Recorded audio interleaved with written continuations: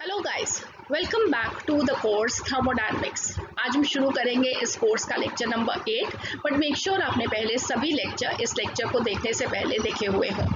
Last lecture में हमने discussion शुरू की थी ऑन द आइसोथर्मल प्रोसेस, वो प्रोसेस जिसके अंदर जो टेम्परेचर कंडीशंस है शुरू से लेके आखिर तक बिल्कुल सेम रहेंगी, कांस्टेंट टेम्परेचर मेंटेन रहेगा। हमने ये सीखा कैसे हम उस टेम्परेचर को through out the process maintain करके रख सकते हैं, और फिर हमने एक डिटेल डिस्कशन की आइसोथर्मल रिवर्सिबल प्रोसेस की। रिवर्सिबली हम एक्सपेंशन कैसे करते हैं, कंप्रेशन कैसे करते हैं एक टेम्परेचर कंडीशंस को कांस्टेंट रखते हुए, और साथ ही में उस प्रोसेसेस में क्या वर्क डन होता है। तो आज हम इस डिस्कशन को आगे फर्दर कंटिन्यू करेंगे। आज हम इरिवर्सिबल प्रोसेस के बारे में डिस्कस करेंगे।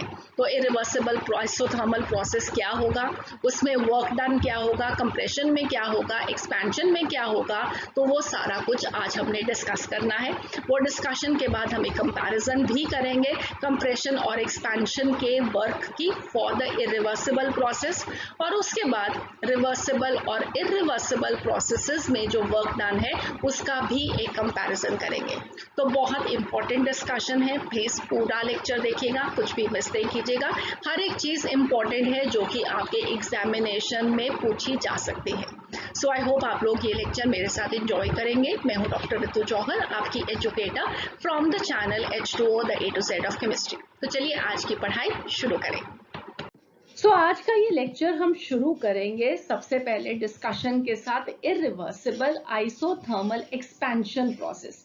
एक्सपेंशन प्रोसेस को स्टडी करने के बाद हम कंप्रेशन प्रोसेस को स्टडी करेंगे और अंडरस्टैंड करेंगे कि दोनों में क्या सिमिलैरिटीज हैं, कौन से डिफरेंसेस हैं, बिल्कुल वैसे ही जैसे कि हमने रिवर्सिबल प्रोसेस में स्टडी किया था।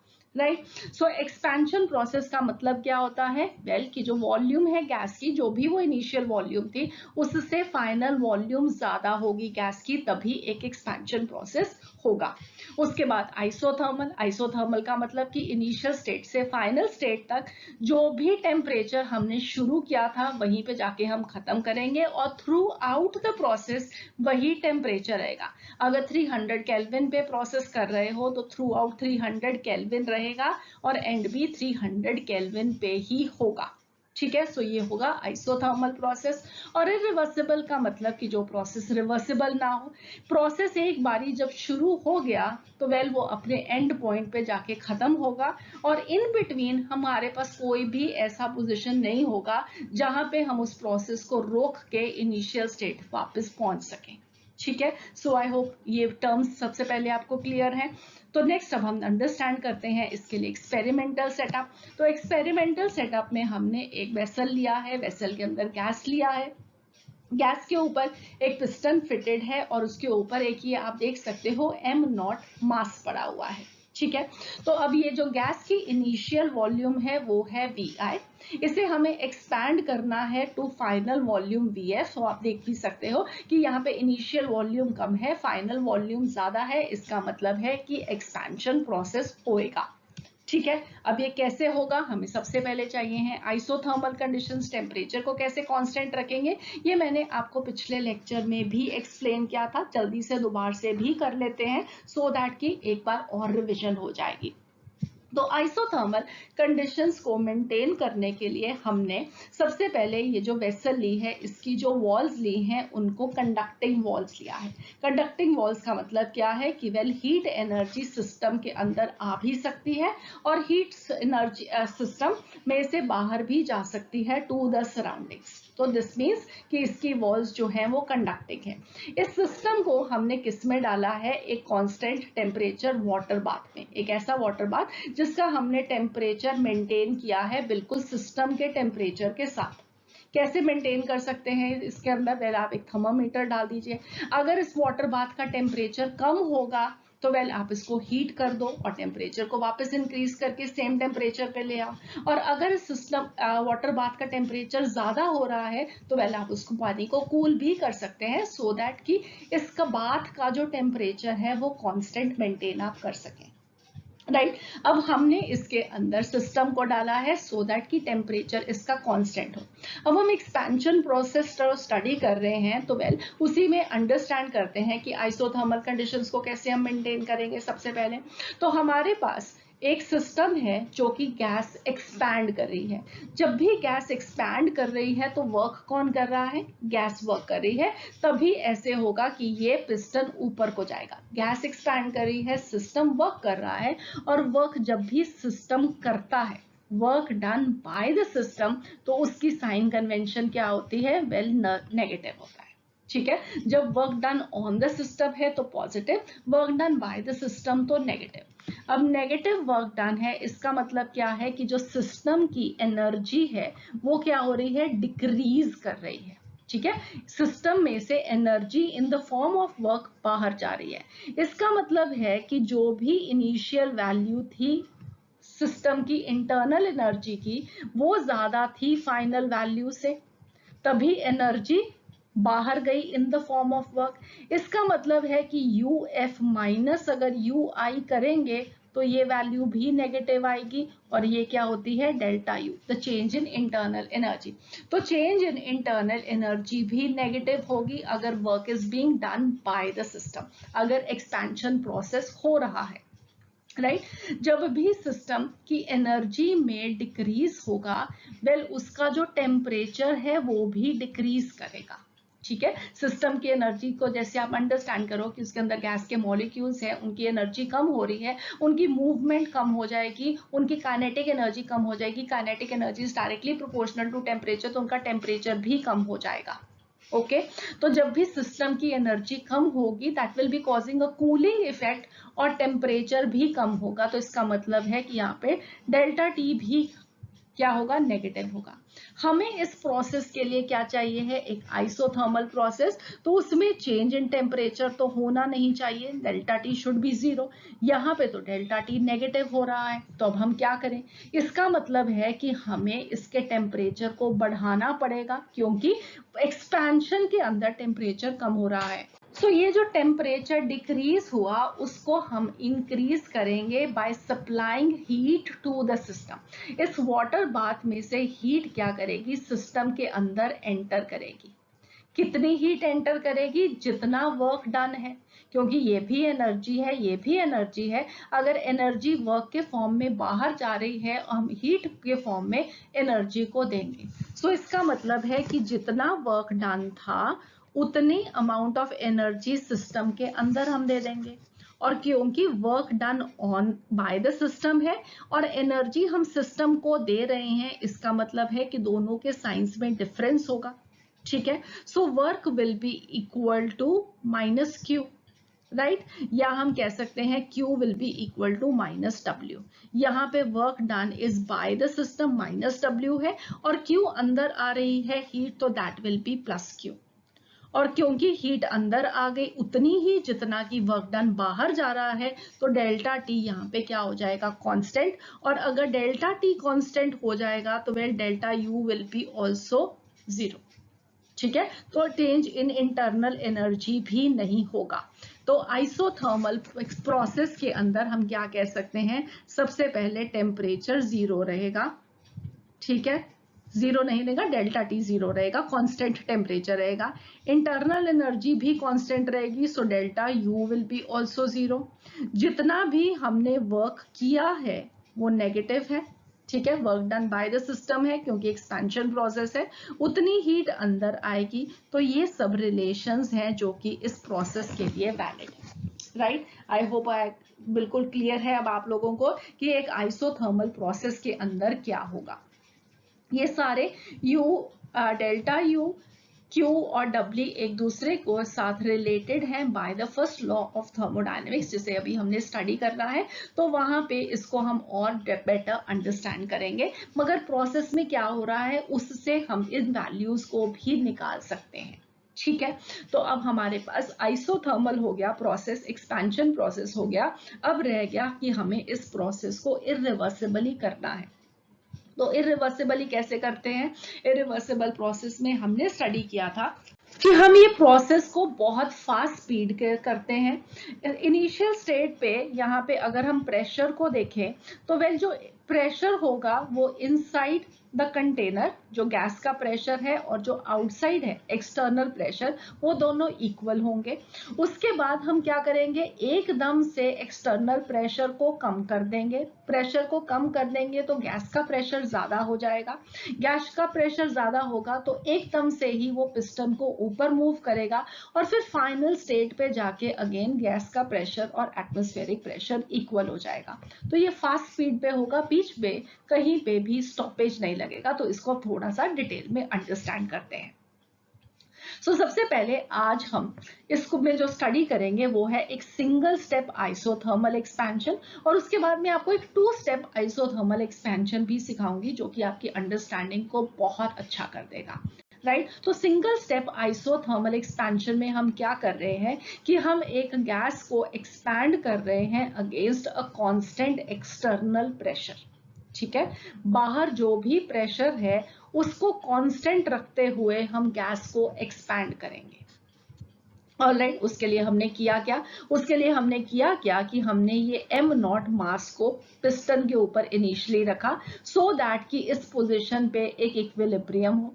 इक्विलिब्रियम होगा तो क्या होगा, वेल जो इंटरनल प्रेशर है, प्रेशर ऑफ द गैस है, जिसे आप PI या P गैस भी लिख सकते हैं, this will be equal to the pressure of the air P atmosphere plus pressure because of this mass m0 mass, multiply करोगे इसको acceleration due to gravity g के साथ, तो मास इनटू एक्सेलरेशन क्या हो जाएगा, फोर्स को area of cross section of the piston से डिवाइड करेंगे तो हमारे पास प्रेशर आ जाएगा बिकॉज ऑफ दिस m0 मास। ठीक है, तो ये दोनों जो मासेस हैं, जो प्रेशर्स हैं, इन दोनों को टोटल करेंगे, that will be equal to the pressure of the gas. तो ये हमारे पास इनिशियली है। अब उसके बाद हमने क्या किया, हमने एकदम से इस m0 मास को हटा दिया। जब हमने इसको एकदम से हटाया तो बाहर प्रेशर कितना रह गया, सिर्फ P एटमॉस्फेयर। और क्योंकि हमने एकदम से हटाया था तो वेल सिस्टम को इक्विलिब्रियम अटेन करने का मौका नहीं मिला, एकदम से P एटमॉस्फेयर पे ही ये V इनिशियल से V फाइनल पोजीशन आ गई। सो यहाँ पे क्या होगा, प्रेशर कांस्टेंट रहेगा जो कि एक्सटर्नल प्रेशर होगा, और वॉल्यूम में चेंज होगा from a V initial to a V final volume. So volume expand करेगी from V to V plus dV। dV is a small change in volume, और अगर हम इसको थ्रू आउट ऊपर ले जाएंगे from a limit V initial to V final, तो हमें उसमें टोटल वर्क डन मिलेगा। सो पहले जहां पे वॉल्यूम है हमारे पास गैस की V to V plus dV, तो स्मॉल चेंज इन वर्क क्या होगा, well small change in work will be minus P external into dV। इस स्मॉल चेंज को अगर हम इंटीग्रेट करेंगे from a initial volume to a final volume, तो well हमारे पास क्या आ जाएगा, टोटल वर्क डन। तो from initial volume to final volume जो चेंज है उसे आप कैसे लिख सकते हो, VF माइनस VI, या इसको डेल्टा V भी लिख सकते हैं। सो इससे हमारे पास वर्क डन का इरिवर्सिबल प्रोसेस में फॉर्मूला क्या आएगा, minus P external into VF minus VI। यहाँ पे प्रेशर हमेशा कांस्टेंट रहेगा, जो कि यहाँ पे इस फाइनल स्टेट पे एटमॉस्फेरिक जो एक्सटर्नल प्रेशर है वो प्रेशर पे ही ये एक्सपेंशन होगी। Right, so expansion of a gas will be taking against the atmospheric pressure in this case. हमने सारा बाकी का सारा मास यहां से हटा दिया। ठीक है, सो ये जो अब इक्वेशन हमने डिराइव की, minus P external into VF minus VI, या minus P external into delta V, this will be equal to total work done. ये हमारे पास एक्सप्रेशन है इरिवर्सिबल प्रोसेस के लिए। और यहाँ पे इरिवर्सिबल प्रोसेस में अगर ये हमारे पास एक गैस आइडियल गैस हो, तो वेल आप सब जानते हो कि आइडियल गैस के लिए हम आइडियल गैस इक्वेशन लगा सकते हैं, PV इक्वल टू nRT। ठीक है, अब अगर हमें मालूम हो कि n नंबर ऑफ मोल्स हमने गैस के इसमें लिए हैं, ठीक है, और अगर ये R यूनिवर्सल गैस कांस्टेंट है और T को भी हम कांस्टेंट कर दें इस आइसोथर्मल प्रोसेस के लिए, तो वेल ये PV क्या हो जाएगा, कांस्टेंट हो जाएगा। इसका मतलब है कि P1 V1 equal to P2 V2 equal to nRT। अगर P1 V1 हमारा इनिशियल और वॉल्यूम और इनिशियल प्रेशर है, P2 V2 हमारा फाइनल प्रेशर और फाइनल वॉल्यूम है, so this will be equal to nRT। तो इस तरीके से हम यहाँ से Vf और Vi की वैल्यूज को ढूंढ सकते हैं। Vf will be equal to nRT by Pf and Vi will be equal to nRT by Vi। ठीक है, सो आई होप ये आप लोगों को मालूम लग गया कि क्यों है हमने fix number of moles of the gas लिए। टेम्परेचर को आइसोथर्मल प्रोसेस था इसलिए कांस्टेंट लिया है। आइडियल गैस हम यहाँ पे सिलेंडर के अंदर ले रहे हैं, इसलिए P1 V1 equal to P2 V2 by the Boyle's law. तो हमारे पास ये वैल्यूज आ गई। नेक्स्ट अब हम देखते हैं यहाँ पे P एक्सटर्नल यहाँ पे क्या है। ये P एक्सटर्नल अगर हमें P गैस के टर्म्स में बताना होगा तो क्या होगा। सो सबसे पहले इनिशियल स्टेज पे हमारे पास जो प्रेशर ऑफ द गैस था या PI इंटरनल प्रेशर है, वो एक्सटर्नल प्रेशर के बराबर है। और एक्सटर्नल प्रेशर क्या है? वेल एक्सटर्नल प्रेशर है P atmosphere plus m0g by A। और फाइनल पे क्या है? फाइनल पे P external this will be equal to P atmosphere, ठीक है, and this will be equal to again the pressure of the gas, क्योंकि यहाँ पे फिर से इक्विलिब्रियम अटेन हो जाएगा। तो इसका मतलब है कि हम क्या कह सकते हैं कि P एक्सटर्नल जो है वो P फाइनल के बराबर है, क्योंकि जो फाइनल प्रेशर गैस का होगा वो एक्सटर्नल प्रेशर के बराबर होगा।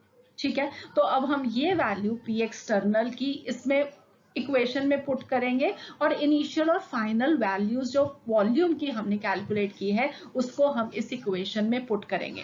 तो हमारे पास जो वर्क इरिवर्सिबल आएगा वो क्या हो जाएगा? P एक्सटर्नल की जगह पे हमने PF लिख दिया, VF की जगह पे हमने nRT बाय PF लिख दिया और VI की जगह पे nRT बाय PI लिख दिया। इसमें से हम nRT को कॉमन ले लेंगे, nRT को कॉमन लेंगे, PF को अंदर ले जाएंगे, सो PF डिवाइडेड बाय PF 1 हो जाएगा। PF डिवाइडेड बाय PI हमने इस तरीके से लिख दिया और ये हमारे पास एक्सप्रेशन आ जाएगा work done in the irreversible isothermal process. ठीक है, एक्सपेंशन और कंप्रेशन प्रोसेस में वेल इक्वेशन ऑब्वियसली यही रहेगी। फर्क क्या रहेगा कि एक केस के अंदर वॉल्यूम इंक्रीज हो रही है, दूसरे केस में वॉल्यूम डिक्रीज हो रही है। और प्रेशर को क्या होगा? वेल अकॉर्डिंगली यहाँ पे जो भी प्रेशर होगा एक्सटर्नल उसके अकॉर्डिंगली हम उस वैल्यूज को लिखेंगे। डिराइव करने का प्रोसेस सेम रहेगा, उसको कंप्रेशन को भी हम अभी सेपरेटली डिस्कस करेंगे। सो अब आपको एक्सपेंशन प्रोसेस में एटलीस्ट मालूम लग गया कि वर्क डन कितना है। Well this will be equal to minus nRT 1 minus PF over PI। This is work irreversible process.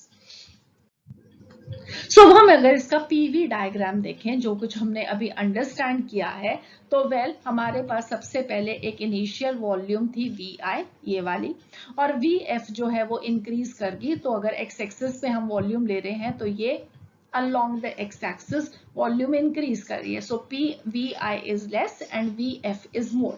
ये एक्सपेंशन हो रही है और यहाँ पे हमने ये छोटी सी चेंज को एक dV लिया है चेंज, ठीक है, स्मॉल चेंज इन वॉल्यूम।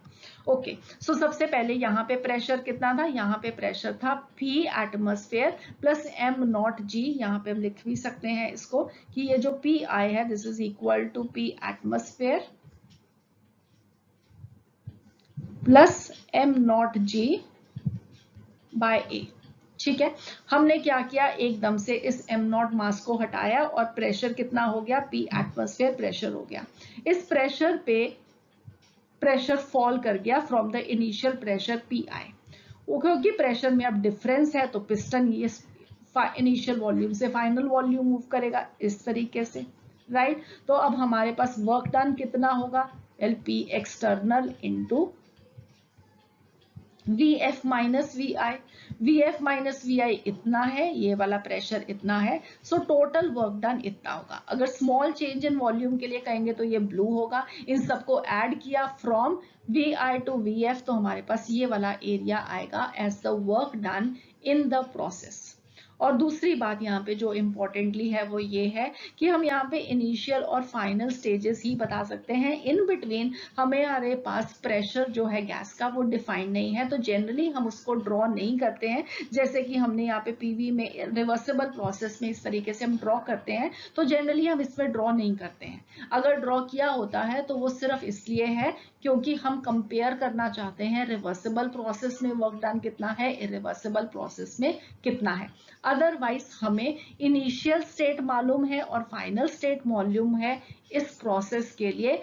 बाकी की स्टेजेस में हम प्रेशर को डिफाइन नहीं कर सकते, so we should not represent it और we should draw dotted lines. और अगर कंप्लीटली भी ड्रॉन है, कुछ डायग्राम्स को पिक करते हुए ऐसा होता है कि हम उसको कंप्लीट लाइंस को ड्रॉ करते हैं, सो जस्ट अंडरस्टैंड कि हम उसको कंपेयर करना चाह रहे हैं विद द रिवर्सिबल प्रोसेस। मगर इनिशियल और फाइनल स्टेट्स ही डिफाइंड होंगी। Intermediate states of pressure they are not defined in the irreversible process. So next अब हम अंडरस्टैंड करते हैं two step isothermal expansion process. Two step का मतलब कि जो प्रोसेस हमने अभी किया उसको हम एक स्टेप में नहीं, दो स्टेप्स में करेंगे। कैसे करेंगे, लेट अस अंडरस्टैंड दिस। हम अगेन यहाँ पे जो एक्सपेंशन ऑफ द गैस करेंगे against a constant external pressure. External pressure में चेंज नहीं होगा जब एक्सपेंशन हो रहा है, राइट। तो हमारे पास अगेन एक्सपेरिमेंटल सेटअप है। अब इस एक्सपेरिमेंटल सेटअप में पिछले वाले से फर्क क्या है, पहले हमने यहाँ पे सिर्फ एक मास रखा था m0, अब हमने चेंज करके यहाँ पे दो मासेस रख दिए m1 plus m2, so that कि m1 plus m2 this is equal to m0। Mass उतना ही है मगर हमने एक बड़ा मास रखने की जगह पे दो छोटे मासेस को रख दिया।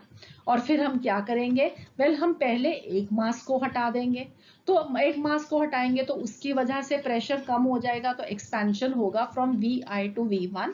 और फिर हम दूसरे मास को भी हटा देंगे और फाइनल प्रेशर आ जाएगा। पिछले प्रोसेस में जब हम सिंगल स्टेप आइसोथर्मल एक्सपेंशन कर रहे थे, हमने सीधा दोनों मासेस को, आप अंडरस्टैंड कर सकते हो, दोनों मासेस को इकट्ठे हटाया और हमने ये वाला एक स्टेप में एक्सपेंशन करवा दी। और दूसरे केस में अब पहले हमने एक स्टेप किया और दूसरा स्टेप किया। Again final state of the system, initial state of the system same है, मगर स्टेप का नंबर हमने यहाँ पे एक बढ़ा दिया, ठीक है। तो होगा क्या, जब हम m1 मास को रिमूव करेंगे तो बाहर जो प्रेशर होगा वो कम हो जाएगा, राइट। पहले अगर सपोजिडली प्रेशर यहाँ पे कितना था, P external will be equal to P atmosphere plus m0g by a। तो पहला प्रेशर ये था and m0 is equal to m1 plus m2। उसके बाद हमने m1 मास हटा दिया तो इसकी वजह से जो प्रेशर था वो कम हो जाएगा, सिर्फ m2 की वजह का प्रेशर रह जाएगा। So P external will be equal to P atmosphere plus m2g by a, right. और इसके अकॉर्डिंगली क्या होगा, expansion of the gas from Vi to V1। तो इस प्रेशर को मेंटेन करते हुए वॉल्यूम एक्सपैंड करेगी। और कैसे एक्सपैंड करेगी, V1 will be equal to PI क्योंकि ये एक आइसोथर्मल प्रोसेस है। फिर उसके बाद क्या होगा, उसके बाद हम m2 मास को हटा देंगे। m2 मास को हटाएंगे तो एक्सपेंशन होगी V1 से लेके Vf तक। और अगेन अब एक्सटर्नल प्रेशर फिर से चेंज कर जाएगा क्योंकि मास हमने और कम कर दिया, तो हम उस प्रेशर को कह सकते हैं कि P एक्सटर्नल 2 है। अब ये P एक्सटर्नल 2 कितना होगा, सारा मास तो रहा नहीं, सिर्फ एटमॉस्फेरिक प्रेशर रह गया। तो इसका मतलब है P external 2 now in this experiment is P atmosphere, ठीक है। अब इस P एटमॉस्फेयर पे और प्रेशर ऑफ द गैस में डिफरेंस ज्यादा है, फिर से एकदम से एक्सपेंशन होगा मगर प्रेशर कांस्टेंट रहेगा, that will B P atmosphere. So V1 से Vf तक एक्सपेंशन होगा, ठीक है। सो आई होप ये अब अच्छे से अंडरस्टैंडेबल है। अब पहले प्रोसेस के अंदर जब Vi से V1 एक्सपेंशन हुई तब वर्क डन कितना होगा, again P into delta V with the negative sign in front. So W1 will be equal to, यहाँ पे जो प्रेशर था P atmosphere plus m2g by a into V1 minus Vi। और second case के अंदर क्या होगा, जब V1 से Vf गया तो अब एक्सटर्नल प्रेशर कितना होगा, सिर्फ P atmosphere. So P atmosphere into Vf minus V1 again with the negative sign in front, this will be W2। और टोटल वर्क डन कितना हो जाएगा, W1 प्लस W2, ठीक है। I hope this is clear. अब इसका PV diagram देखते हैं, उसमें और पहले स्टेप में क्या डिफरेंस आया वो देखेंगे। सो अब हम इसका पीवी डायग्राम कैसे बनाते हैं। सबसे पहले हमारे पास एक इनिशियल वॉल्यूम थी Vi, उसके बाद वॉल्यूम बढ़ी V1 पे और फिर वॉल्यूम बढ़ी Vf पे। सो Vi फिर V1 और Vf इंक्रीज इन वॉल्यूम हो रहा है, एक्सपेंशन हो रहा है। उसके कॉरेस्पॉन्डिंगली हमें तीन प्रेशर की वैल्यूज मालूम है। V इनिशियल पे प्रेशर कितना था, V PI प्रेशर था, और ये PI कितना है आप सब लोग जानते हो अब कितना है, ये होगा P एक्सटर्नल प्रेशर के बराबर। और P एक्सटर्नल कितना होगा, P atmosphere plus m not G by A, या m नॉट की जगह पे आप लिख सकते हो m1 प्लस m2। सो ये प्रेशर है हमारे पास इनिशियल वॉल्यूम के अगेंस्ट। उसके बाद हमने m1 मास को हटाया, प्रेशर कहाँ पे डिप कर गया, P एक्सटर्नल 1 पे। अब ये P एक्सटर्नल 1 कितना है, P atmosphere plus m2 Ga। इस प्रेशर को मेंटेन करते हुए अब वॉल्यूम कहाँ पे करेगी इंक्रीज, Vi से V1 तक। सो ये हमारे पास जो होगा, well this will be the area of work done in first process. ठीक है, जो W1 है वो हमारे पास ये एरिया आएगा। उसके बाद नेक्स्ट हम क्या करेंगे, M2 मास को हटाएंगे। M2 मास को हटाने के बाद प्रेशर कितना हो जाएगा, P एटमॉस्फेयर। तो प्री एटमॉस्फेयर हुआ, तो ये हमारे पास इस स्टेप में हम यहाँ पे पहुंच गए, राइट। तो यहाँ से प्रेशर नीचे फॉल करेगा। इस प्रेशर को मेंटेन करते हुए V1 से Vf पे एक्सपेंशन होगी। सो ये वर्क डन होगा। ठीक है, तो टोटल वर्क डन कितना हो जाएगा जब हमारे पास इस W1 प्लस W2 को हम ऐड करेंगे। सो this will be the work done for the process. तो अब हम देखते हैं 2 स्टेप और 1 स्टेप में फर्क क्या हुआ।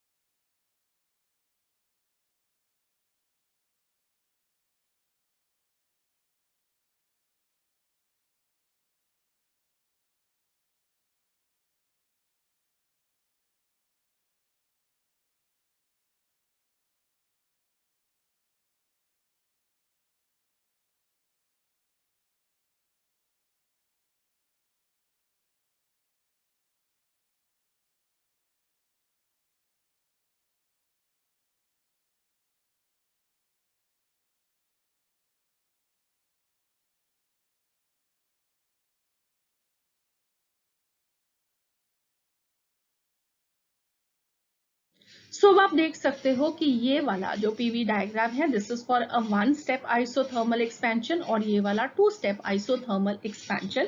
और क्योंकि पीवी डायग्राम के एरिया से हम वर्क डन को कैलकुलेट कर सकते हैं, तो यहाँ पे अब हमारे पास 1 स्टेप प्रोसेस के लिए ये वाला एरिया आया था फॉर वर्क डन, और 2 स्टेप प्रोसेस के लिए ये एरिया आया।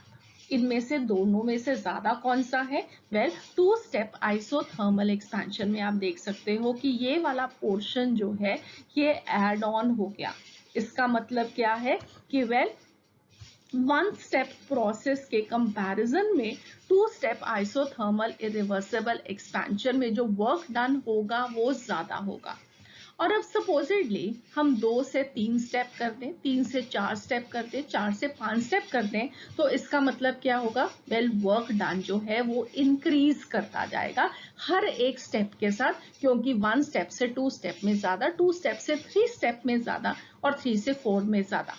ओके और इसका मतलब क्या है, वेल बहुत इंटरेस्टिंग कंक्लूजन निकलेगा यहाँ से। अगर आप लोगों को याद हो कि रिवर्सिबल और रिवर्सिबल प्रोसेस में डिफरेंस क्या है, वेल रिवर्सिबल प्रोसेस को हम उसी प्रोसेस को इनफाइनाइट नंबर ऑफ स्टेप्स में ब्रेक डाउन कर रहे हैं। तो यहाँ पे जैसे कि हमने इस प्रोसेस को, अगर आपको A से B तक जाना है, हमने यहाँ पे ब्रेक किया, राइट। अगर हम यहाँ पे एक और ब्रेक लगा देंगे तो वर्क डन ज्यादा हो जाएगा। अगर हम यहाँ पे एक और ब्रेक लगा देंगे तो वर्क डन और ज्यादा हो जाएगा। यहाँ लगा देंगे तो और ज्यादा हो जाएगा, यहाँ लगा देंगे तो और ज्यादा हो जाएगा। तो इसका मतलब है हम नंबर ऑफ स्टेप्स को बढ़ा रहे हैं, और जहाँ पे इनफाइनाइट हो जाएंगे वही प्रोसेस तो होता है रिवर्सिबल प्रोसेस। तो इसका मीनिंग क्या होगा, if the process occurs in n step such that n is going to be equal to infinity, well the process will be like a reversible one. तो रिवर्सिबल प्रोसेस और irreversible process में यही एक difference है कि reversible process को हम बहुत सारे स्टेप्स में कर रहे हैं, बहुत सारे स्लो स्टेप्स हो जाते हैं इसलिए, और वर्क डन ऑब्वियसली क्या हो जाएगा, मैक्सिमम हो जाएगा रिवर्सिबल प्रोसेस में in comparison to the irreversible process. ठीक है, सो आई होप आप लोगों को समझ में आया, और आगे और ग्राफ्स के साथ हम इसको और बेटर कंसेप्ट करते जाएंगे। सो नेक्स्ट अब हम देखते हैं आइसोथर्मल इरिवर्सिबल कंप्रेशन प्रोसेस, और यहाँ पे भी हम अगेन इसको दो पार्ट्स में डिस्कस करेंगे, पहले सिंगल स्टेप आइसोथर्मल कंप्रेशन और फिर टू स्टेप आइसोथर्मल कंप्रेशन, और उसको फिर n नंबर ऑफ स्टेप्स पे ले जाएंगे टू द रिवर्सिबल प्रोसेस। ठीक है, तो हमारे पास अगेन वही एक्सपेरिमेंटल सेटअप है, हमने एक गैस को लिया है एक कंडक्टिंग वॉल वाले कंटेनर के अंदर, इसको हमने एक कांस्टेंट वाटर बाथ में रखा है क्योंकि हमें आइसोथर्मल कंडीशंस को मेंटेन करना है, और यहाँ पे अगेन हमारे पास जो गैस है उसका एक इनिशियल वॉल्यूम है VI, और यहाँ पे क्योंकि पिस्टन मूव नहीं कर रहा तो एक्सटर्नल प्रेशर इंटरनल प्रेशर के बराबर होगा, और यहाँ पे एक्सटर्नल प्रेशर कितना है P atmosphere, so P gas will be equal to P atmosphere. अब नेक्स्ट हम क्या करेंगे, अब इसके ऊपर अभी तक कोई मास नहीं पड़ा था, अब हमने इसके ऊपर एक मास रख दिया। अब मास रख दिया तो ऑब्वियसली इस m0g डिवाइडेड बाय a की वजह से भी एक प्रेशर इंक्रीज कर जाएगा, एक्सटर्नल प्रेशर इंटरनल प्रेशर से ज्यादा हो जाएगा, और जो पिस्टन होगा वो नीचे मूव करेगा, और जो वॉल्यूम है गैस की वो कंप्रेस हो जाएगी, वॉल्यूम कम हो जाएगी। ठीक है, so m0 mass is suddenly placed on the massless piston such that the work done this will be equal to minus P external into dV, और P external अब इस केस में क्या हो जाएगा P atmosphere plus m0g by A into dV। तो dV small change in volume है, तो यहाँ पे हमारे पास जो वर्क डन आएगा वो स्मॉल अमाउंट ऑफ वर्क आएगा। अगर हम इसको VI to VF की लिमिट्स में टोटल वर्क डन देखेंगे तो that will be equal to P external into delta V, where delta V will be equal to VF minus VI, और यहाँ पे जो फाइनल वॉल्यूम है वो इनिशियल वॉल्यूम के कंपैरिजन में कम है, इसलिए ये नेगेटिव और नेगेटिव मिलके वर्क डन क्या हो जाएगा पॉजिटिव। सो भी कंप्रेशन प्रोसेस होगा तो वर्क डन क्या होगा पॉजिटिव होगा, work done on the system है क्योंकि सराउंडिंग्स है जो कि गैस के ऊपर प्रेशर डाल रही है।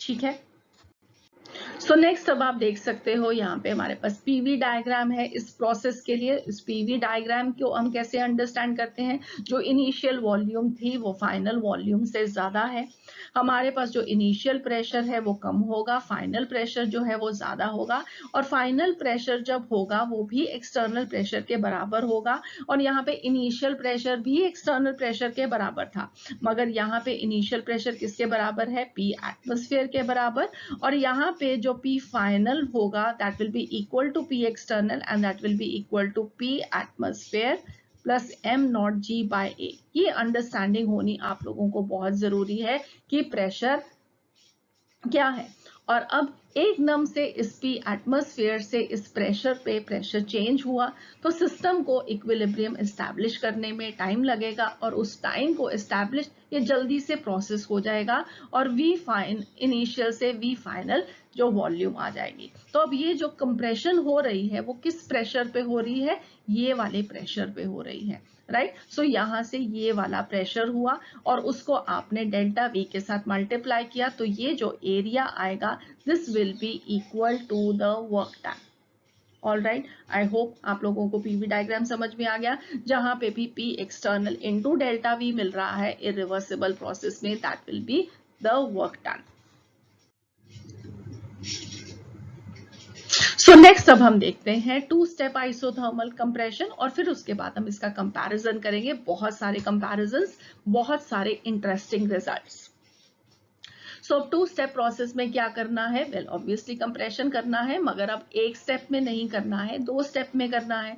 तो दो स्टेप में करेंगे तो क्या करेंगे, अगेन m0 मास को अब हम दो मासेस के साथ रिप्लेस करेंगे m1 and m2 such that m0 will be equal to m1 plus m2। तो पहले हम एक मास रखेंगे और उसके बाद हम दूसरा मास रखेंगे। ठीक है, सो ये हो गया m1 मास, ये हो गया m1 plus m2। राइट। तो हमारी इनिशियल स्टेट ये थी, final state of the system ये थी, बट बीच में हमने एक स्टेप को इंक्रीज कर दिया। So this is a 2 step isothermal compression. तो अब इसमें होगा क्या, अगेन हमारे पास जब M1 हमने मास रखा तो जो गैस है वो कंप्रेस करेगी against a constant external pressure P external 1। अब इस वाले सिस्टम पे जो भी प्रेशर हुआ जब हमने ये M1 मास रखा वो बन गया P एक्सटर्नल 1, और उस P एक्सटर्नल 1 पे VI से V1 तक कंप्रेशन होगा। सो P एक्सटर्नल 1 क्या होगा, P एटमॉस्फेयर प्लस M1G/A, और वर्क कितना हो जाएगा, P into delta V again. So यहाँ पे प्रेशर कितना है, P atmosphere plus M1G/A into V1 minus VI with a negative sign in front. और क्योंकि ये वॉल्यूम फाइनल वॉल्यूम इनिशियल से कम है तो वर्क डन अगेन पॉजिटिव आएगा। ठीक है, फिर उसके बाद आपने M2 मास रख दिया। जब आपने M2 मास रखा तो V1 से VF पे कंप्रेशन हुआ। अब ये किस पे होगा, एक्सटर्नल प्रेशर 2 पे। तो यहाँ पे P एक्सटर्नल 1, यहाँ पे P एक्सटर्नल 2, और यहाँ पे P external which is equal to P atmosphere.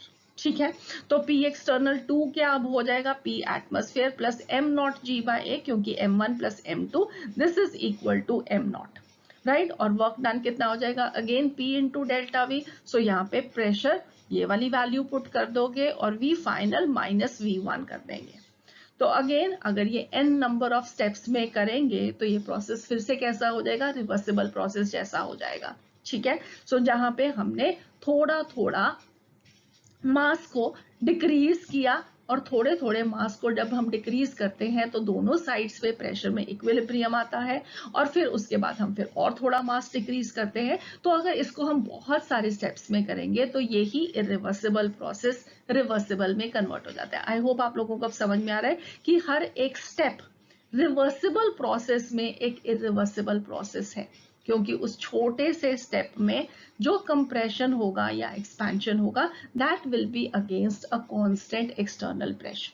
ठीक है, सो नेक्स्ट अब हम 2 स्टेप आइसोथर्मल कंप्रेशन का पीवी डायग्राम देखते हैं। तो उसमें सबसे पहले हमने VI वॉल्यूम से शुरू किया, P एटमॉस्फेयर प्रेशर था और P एटमॉस्फेयर P गैस के बराबर था। तो ये हमारे पास इनिशियल वॉल्यूम और ये इनिशियल प्रेशर।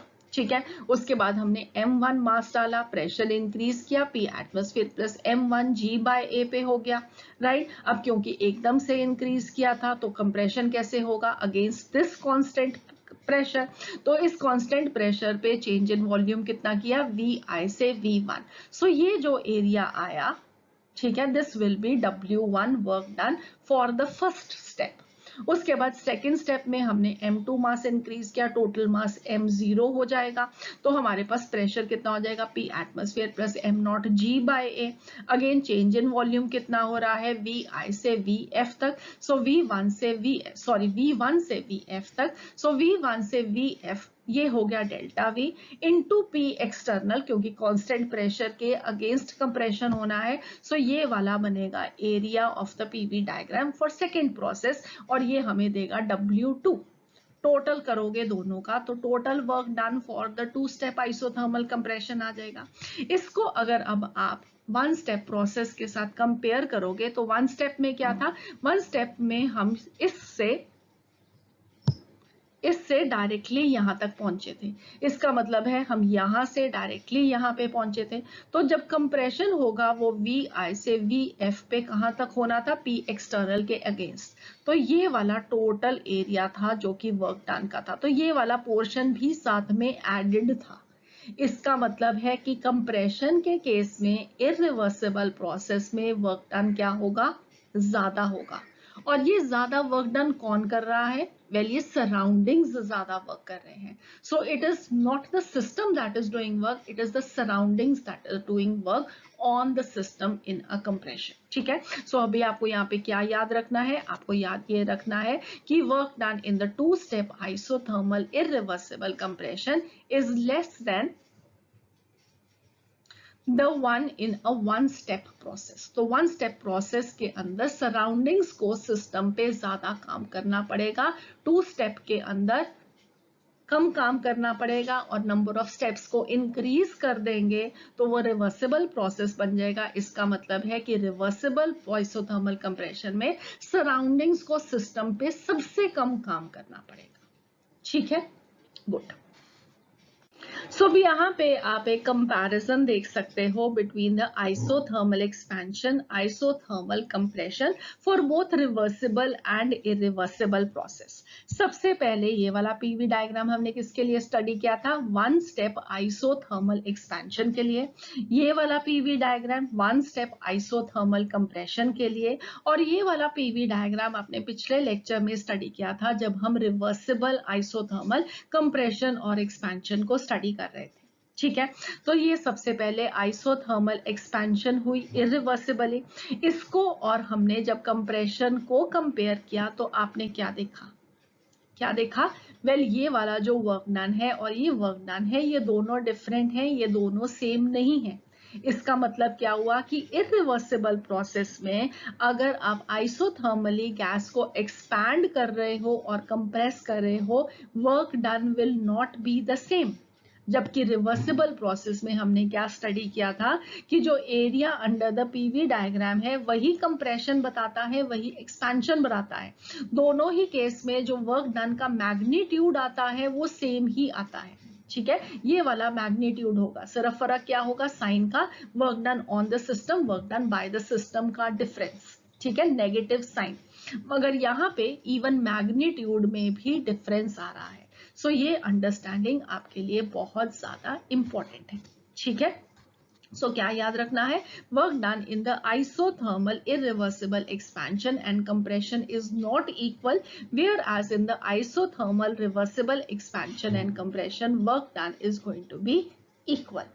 ठीक है, अब इसको मैं आपको कुछ न्यूमेरिकल के फॉर्म में दिखाती हूँ सो दैट की वैल्यूज के टर्म में आपकी अंडरस्टैंडिंग और अच्छी हो जाए।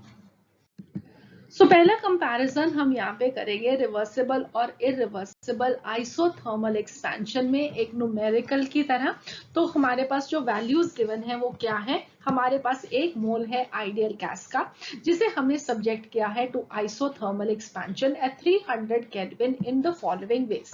पहला वे है रिवर्सिबल आइसोथर्मल एक्सपेंशन करेंगे from initial pressure of 2 to final pressure of 1 atmosphere, और उसके बाद एक step irreversible expansion, same initial और final pressure against a constant external pressure of 1 atmosphere.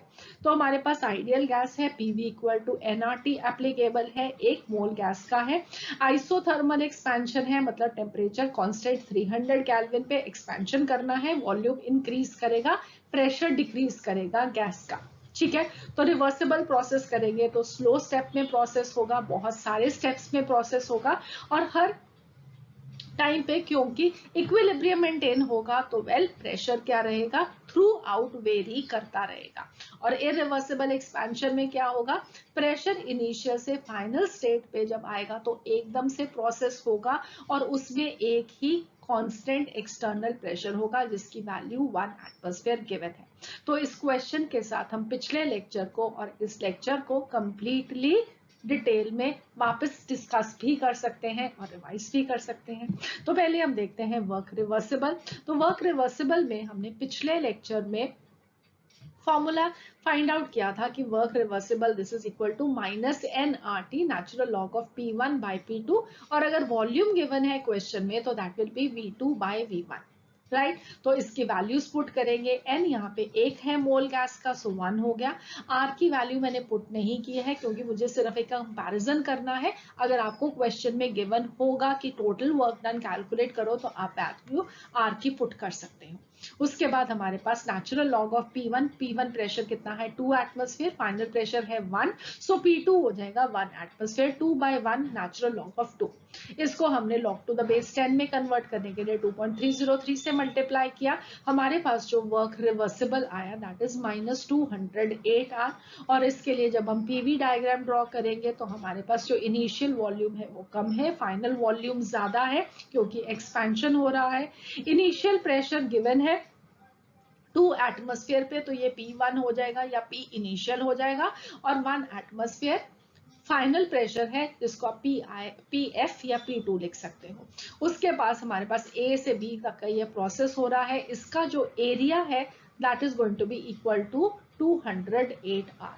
ठीक है, सो ये पीवी डायग्राम में जो एरिया होता है under the PV values, well वो हमें क्या देता है, वर्क डन। सो ये वाला जो एरिया है this will B 208 R।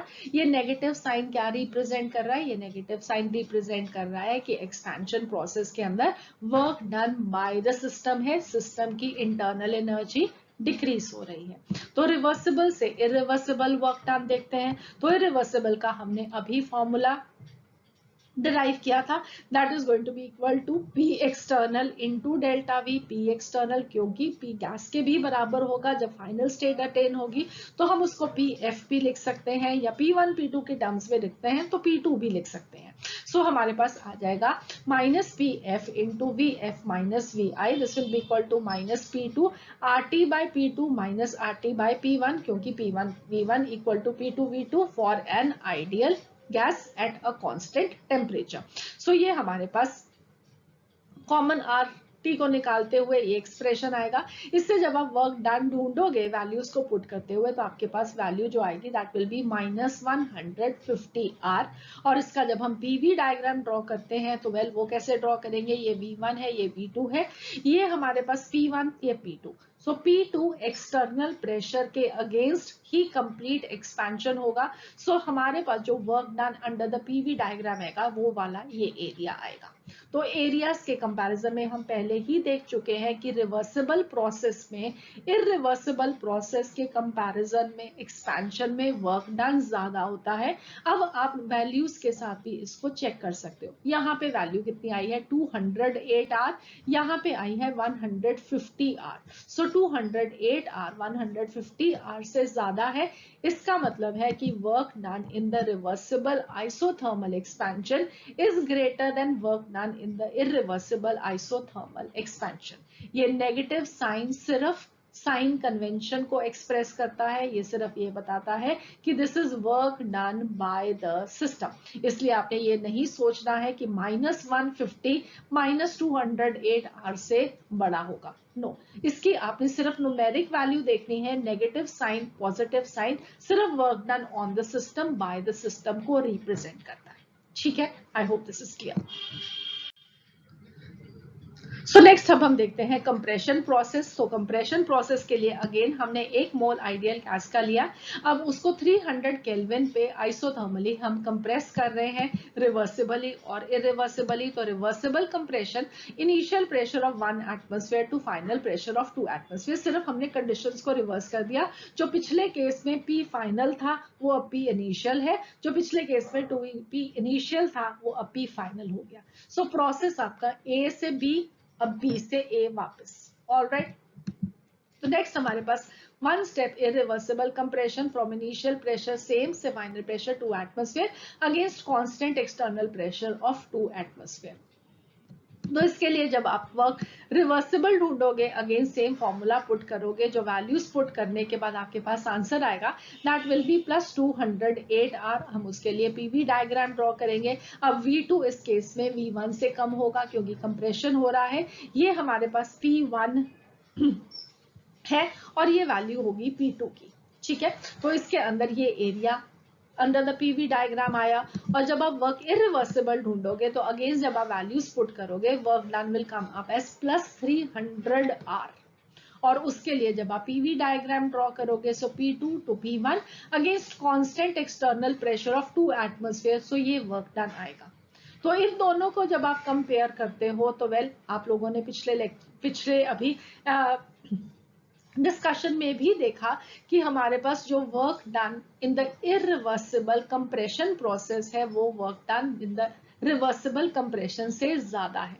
Surroundings को ज्यादा काम करना पड़ता है, जबकि इरिवर्सिबली सिस्टम पे कंप्रेशन को हम प्रोड्यूस करते हैं। ठीक है, सो अब आप इसको वैल्यूज के साथ भी चेक कर सकते हो। यहाँ पे 208 आर है, यहाँ पे 300 आर है। So work done on the system is going to be more in the compression process irreversibly।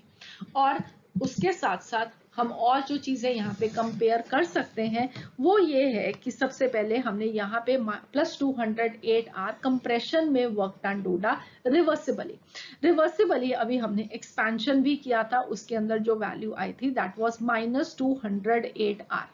तो ये दोनों वैल्यूज जो है वो सेम है, माइनस और प्लस साइन सिर्फ एक्सपेंशन और कंप्रेशन प्रोसेस को, work done by the system on the system को डिनोट कर रहा है। ये भी हमने अभी सीखा था कि रिवर्सिबल प्रोसेस के अंदर कंप्रेशन हो या एक्सपेंशन हो, वर्क डन हमेशा सेम रहता है। और दूसरी साइड पे हमने ये सीखा था कि कंप्रेशन और एक्सपेंशन अगर इरिवर्सिबली करते हैं तो वर्क डन की वैल्यू सेम नहीं आती। तो अभी हमने एक्सपेंशन में जो वर्क डन की वैल्यू ढूंढी थी, वेल दैट वाज -150 आर। तो अब आप देख भी सकते हो ये 150 है, ये 300 है, ये एक्सपेंशन में वर्क डन है, ये कंप्रेशन में वर्क डन है, और दोनों की वैल्यूज डिफरेंट है। यहाँ पे दोनों वैल्यू सेम है। सो आप यहाँ से ये भी वापस दोबारा से प्लीज भूलिएगा नहीं कि work reversible compression is going to be equal to expansion, और यहाँ पे work irreversible compression is not equal to expansion. ठीक है, सो ये इरिवर्सिबल प्रोसेस में वर्क डन, रिवर्सिबल प्रोसेस में वर्क डन को हम क्यों स्टडी करते हैं? वेल वो इसलिए स्टडी करते हैं क्योंकि हम इन प्रोसेसेस की एफिशिएंसी को अंडरस्टैंड करना चाहते हैं। कौन से प्रोसेस से हम अगर वर्क डन करेंगे या कौन से प्रोसेस से हम वर्क मशीन से लेना है, वो कौन सा प्रोसेस ज्यादा एफिशिएंट होगा, वेल हमें इसी वैल्यू से अंडरस्टैंडिंग मिलती है। तो कोई भी इरिवर्सिबल प्रोसेस जब होगा, वेल उस की जो एफिशिएंसी है वो रिवर्सिबल प्रोसेस से हमेशा कम रहेगी, क्योंकि इरिवर्सिबल प्रोसेस में बहुत सारा एनर्जी लॉस होता है, जैसे कि डिसिपेटिव फोर्स है फ्रिक्शन, तो फ्रिक्शन की वजह से एनर्जी लॉस होगा, और उससे जो इरिवर्सिबल प्रोसेस है उसमें जो वर्क डन होगा वो कम हो जाएगा, मशीन की जो एफिशिएंसी है वो कम हो जाएगी। तो सबसे ज्यादा एफिशिएंट कौन सा प्रोसेस है? रिवर्सिबल प्रोसेस है। मगर ऐसा प्रोसेस हाइपोथेटिकल है, प्रैक्टिकली हम ऐसा प्रोसेस प्रोड्यूस कर नहीं सकते। मगर अगर हम कोई ऐसा प्रोसेस डेवलप करें जो कि रिवर्सिबल प्रोसेस की बहुत पास में हो, तो वेल वो सबसे अच्छा, हमारे लिए सबसे एफिशिएंट प्रोसेस होगा।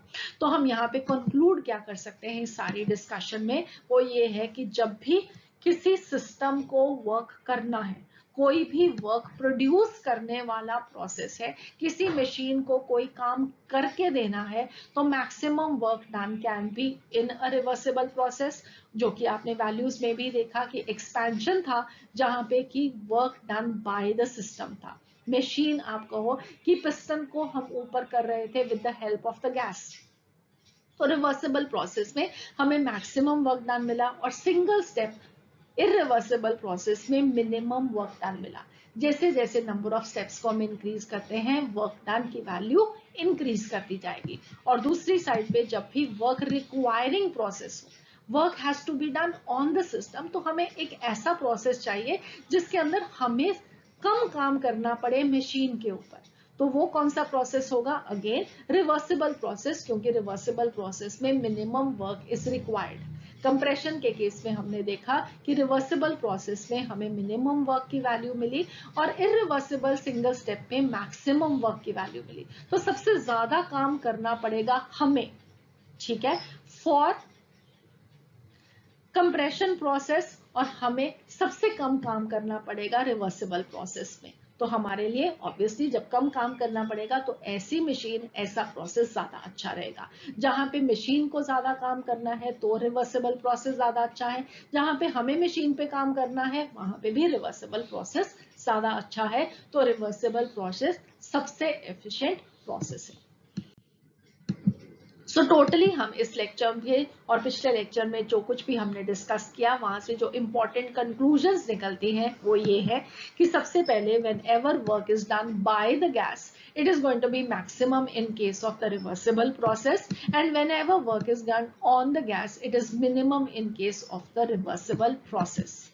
To obtain maximum output giving minimum input, different machines are designed to work reversibly. Maximum output चाहिए है, कम से कम काम हमें करना पड़े, तो हम डिफरेंट मशीन्स को कैसे डिजाइन करना चाहिए कि वो काम करें through a reversible process. Output क्या होगा? Work done by the engine, machine और सिस्टम, और इनपुट क्या होगा? Work done on the system by the surrounding. When expansion और compression takes place against constant external pressure, तो वो वाला प्रोसेस कौन सा होता है? इरिवर्सिबल प्रोसेस होता है। और जब एक्सपेंशन या compression takes place against the variable external pressure, तो प्रोसेस कौन सा होगा? रिवर्सिबल होगा। ये आपके न्यूमेरिकल्स में आपको हेल्प करता है कि कौन सा फॉर्मूला अप्लाई करना है। आपको वहां पे देखना है कि external pressure through out the process constant रह रहा है या variable. When a change is occurring, the process is irreversible. चाहे वो स्टेप छोटा है या चाहे वो स्टेप बड़ा है, उस एक स्टेप में जो प्रेशर है वो हमेशा कांस्टेंट रहता है। इसका मतलब है कि वो प्रोसेस क्या होता है? इरिवर्सिबल। जब स्टेप्स का नंबर बढ़ा देते हैं तो वो रिवर्सिबल बन जाता है, जब स्टेप का नंबर छोटा होता है तो वो इरिवर्सिबल प्रोसेस होता है। मगर उस छोटे एक स्टेप के लिए जिसमें चेंज हो रहा है, well the process is irreversible. तो that would be all for this lecture. I hope आप लोगों को ये लेक्चर अच्छा लगा, सब कुछ समझ में आ गया और अब आप प्रिपेयर्ड है आइसोथर्मल प्रोसेस से रिलेटेड कोई भी क्वेश्चन आंसर करने के लिए। तो मिलेंगे नेक्स्ट लेक्चर में और बहुत सारी डिस्कशन करने के लिए। तो see you again, have a nice day, God bless you.